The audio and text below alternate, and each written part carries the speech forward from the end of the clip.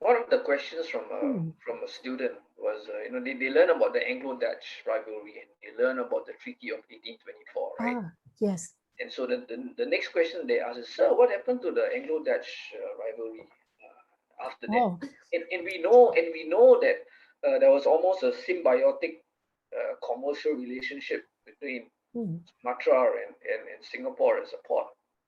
And also the Dutch had their own shipping, I think it was KPG or something like that. So how Yes. do these things come together? I would say the rivalry just continues. Mm, It does just continue, but the British really emerge as the preeminent imperial power globally, right? So in that sense, I would say that the imperial, actually, the scholar that's worked on this the most, is the most interesting would be Eric Tagliacozo. Eric Tagliacozo has a work, a whole book on Anglo-Dutch relations and piracy and smuggling and this type of thing. The way that he sort of looks at it is that Southeast Asia becomes a maritime frontier, and I'm inclined to agree with him. And he has a great article where he just looks at lighthouses and he says, okay, so the politics of empire is played out through things like lighthouses and infrastructure. right.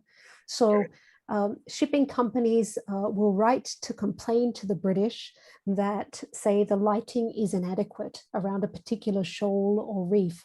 Um, and the Dutch on the other side, you will have a rivalry as to who will light particular waterways, because once you do that, you are sort of not necessarily demarcating territory, but you're asserting a control, right? So you have this sort of competition that goes on with lighthouse building, with hydrography, so with charting, mapping the waters, and it's mainly the British and the Dutch.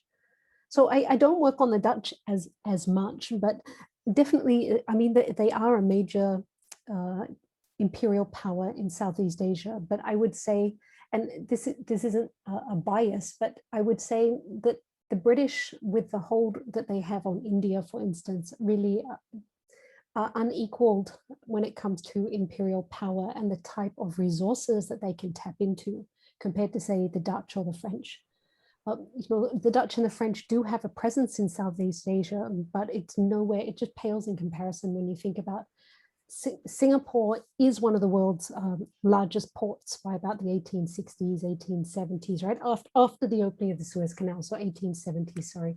It's already emerging as one of the world's great ports. Um, but it's just one of many for the British. They have Hong Kong, they have Calcutta, they have Colombo. So the Dutch, in comparison, there's Batavia.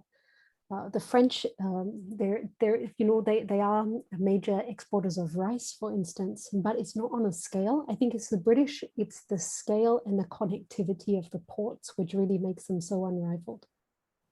Okay.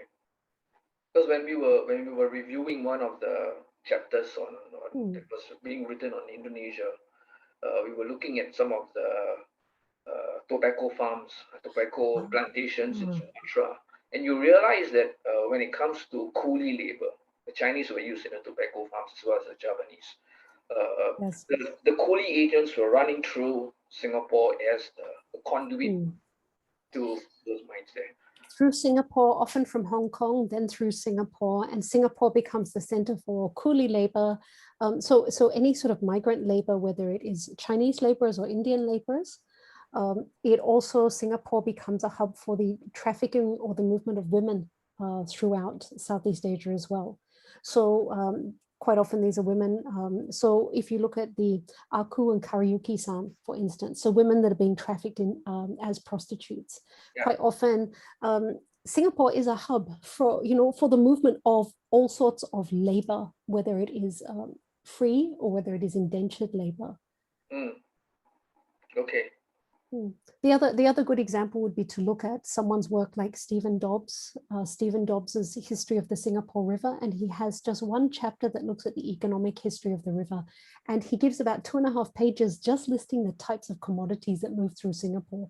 So you can begin to break down. Some of these are very much about technology, so they're shipping parts, their equipment. Others is much more about regional goods. So you could even just spend a bit of time working out what some, and some you just feel like you've never heard of before, right? So you can sort of go through and realize some are resins that are very much about regional produce. Um, Others are very much about shipping equipment, so hooks and whatever you need for your ship. So it really begins to show you how varied Singapore is as a port.